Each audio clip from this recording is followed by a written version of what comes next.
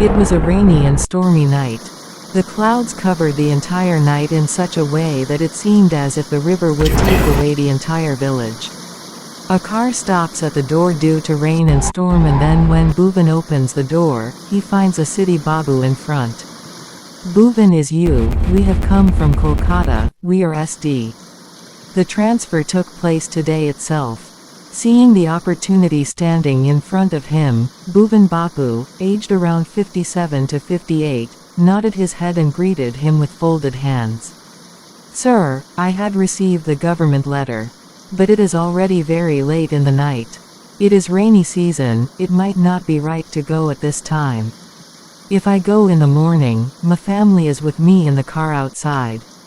Now where will you go in the wee hours of the night? A government bungalow has been prepared for you.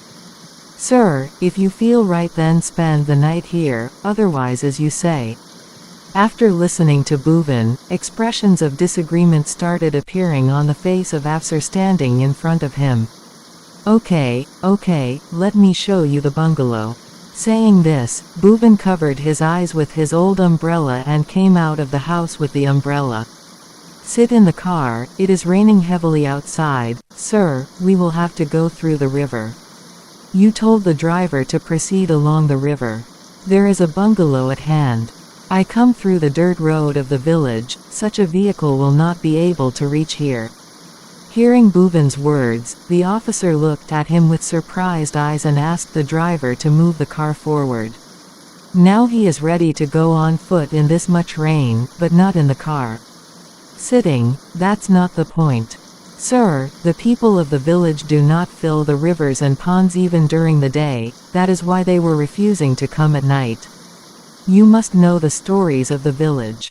Well, leave it, you drive quickly, tiredness, my condition is so bad. Look, after hearing Bhuvan's words about Sugandha, everyone gets shocked and starts looking at the banks of the river. It really seemed as if Bhuvan was walking on the banks of the river. These people Bhuvan are coming from here only, and you said that these people do not cross the river. If you had to come this way then why didn't you come with us? But how did they come here so quickly on foot? Tapan again peeked out of the car. But this time due to the heavy rain and the speed of the car he could not see anything clearly. Within some time, they were standing in front of the government bungalow, when they took the umbrella from the back way. Bhuvan also comes there. Bhuvan opened the lock of the bungalow and Tapan Babu showed the bungalow to his wife and daughter and himself proceeded towards the kitchen. "Kaka, how did you reach here so quickly? We saw you near the river." "What? Not me, I have not gone there, I have come from the back way. We may have seen someone else. There must have been a wrong decision in the dark. The bungalow is very nice. I never thought I would get to live in such a place. Far away from the village, in a secluded place on the banks of the river, it seems as if you have come to some other world." Mandakini Sugandha, Indrani and Tapan liked the bungalow very much. But Bhuvan was thinking of something else. He could not understand why these people would have seen him on the banks of a river so late at night in such bad weather. "I have prepared tea, you all drink it, I am outside in the servant quarter, if there is any problem then call me. And yes, one more thing, the river bank definitely looks beautiful from the bungalow. But it would be better if you don't look there." Meaning, why would anyone not want to see the view so early in the morning? It means that the rainy season is wet, apart from the soil being slippery, there is also a lot of water, so it would be better if you stay away from it. Bhuvan came to his room and lay down, tired from the long journey. Tapan's family went to their rooms and started resting. The river bank was clearly visible from the window of Sugandha's room. Coming to her room, she starts looking towards the river. How beautiful and calm the river bank is. "Indrani, there must be so much fish here. Tomorrow I will go and catch fish and will prepare fresh fish bought and eat it with my mother." But that uncle had said, "It is not right to go to the river bank." Tapan Babu had gone to sleep in the room with his wife. And here both the sisters had come to their respective rooms to rest. Younger Indrani had fallen asleep as soon as she lay down on the bed. But I don't know why Sugandha kept falling out of her room window into the river water till late night. Rimjim kept looking at the drops. Next morning someone had gone towards the river. Are there footprints on the soil from the door of our mansion towards the river? Sugandha and Indrani, you guys had gone there at night. What? All the family members are at home. Then who would go to the river so early in the morning? The children have just woken up from sleep. What kind of talk are you? Bhuvan goes outside and sees the footprints which were actually visible till the door of such a mansion on the banks of the river. This is not a sign of a person going towards the river, but of the river going to such a mansion. How can this happen? These marks, I know what you are trying to say. But the footprints of someone whose feet are upside down will not be made like this. There was silence in the house after hearing Bhuvan's words. Sugandha and Itrain were scared after listening to Kaka. What kind of thing are they talking about? You. Hey, it's a girl, you will get scared, won't you? Leave useless talk and buy some food items from the market. The children must be hungry. Hearing Mandakani's words, Bhavan Kaka silently goes towards the market. The next 12 days passed like this. Both the sisters along with their mother had almost set up the house. Sugandha, if you hear this then go and buy fish from the market.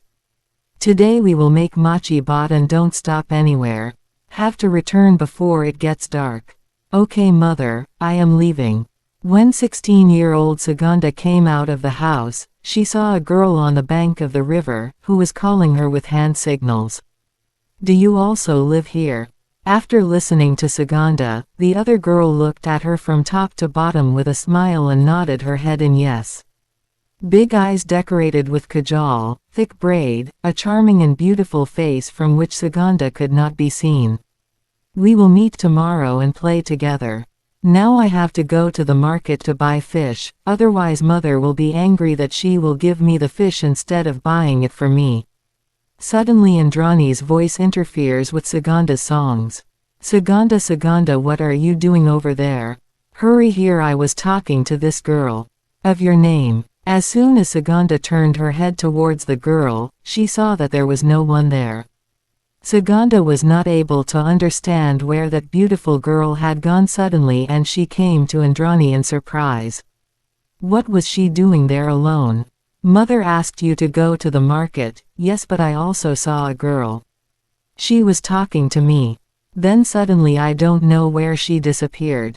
She was very beautiful and was saying that this is where she lives. Don't make things, there was no one there. Don't know what she was mumbling in private. On the other hand, listen well, mother has said that you should bring something sweet while coming, and yes, go a little early. Sugandha had quickly left for the market. But the thought of the same girl was coming to his mind again and again. It was dark when he returned from the market with fish and school. As soon as she reaches near the river, she starts feeling a strong movement in the river water. Sugandha looks here and there in shock. He doesn't see anyone around, and suddenly he smells something like a strong road. As if someone has placed a rotten fish in front of him. Sugandha had increased her pace. Then he feels a shadow walking beside him. Sugandha turns back in shock. But no one was visible there. Suddenly a branch breaks from the tree and falls in front of him. Just then a voice reaches Sugandha's ears. Sugandha got goosebumps after hearing that voice like mother's. He tightened the grip of the thing in his hand and increased his pace even more.